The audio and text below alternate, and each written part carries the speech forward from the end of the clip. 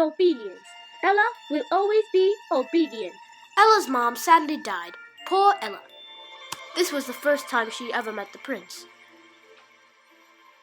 After the funeral, Ella's father introduced her to Dame Olga and her children, Haiti and Olive. Then, Sir Peter arranged for Ella to go to finishing school with Dame Olga's children. At finishing school, Ella only had one friend, and Haiti and Olive always abused Ella. She looked in the book for guidance and comfort. Then she found out that there will be a wedding and Lucinda might be there. So she decided to run away from finishing school so she can go to the wedding. While on her way to the wedding, Ella met up with an ogre who told her she had to stay put and wait for breakfast. Right before she was going to be breakfast, Ella said, "You are too full because you just had a large lady for dinner last night. I am too full. The ground looks so comfy.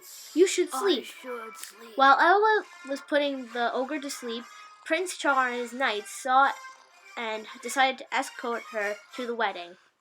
"I'm sorry, Ella. I can't take back my wonderful gift. You should be happy about it." Since Ella didn't want to be seen, Ella ran away and waited for the wedding to be over.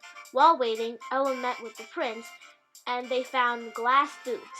The prince told Ella to keep them to remember him while he's in Athoria.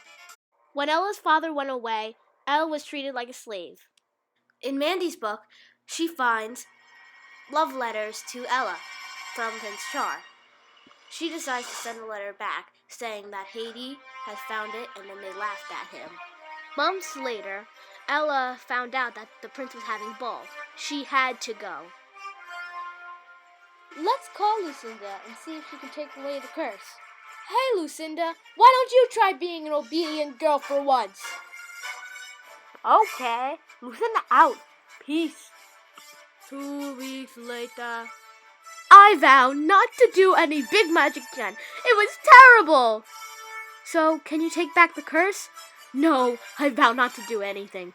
So, call me if you need me. Bye." Before the ball, Mandy dressed Ella in her mother's dress, but Ella needed a way to get to the ball, so she called Lucinda. "You need a carriage and a horse, and you also need to come back at midnight." Everybody wanted to know who she was. The prince was dazzled by the mystery girl. Then, Haiti discovered that it was Ella. Then she ran back home, leaving her boot behind. The prince came to her house and proved that she was the mystery girl. Then he said, "Marry me." Ella didn't want to put the prince in danger, but inside her head, someone was saying, "Marry the prince. It is what you want." No! I'm not going to marry the prince."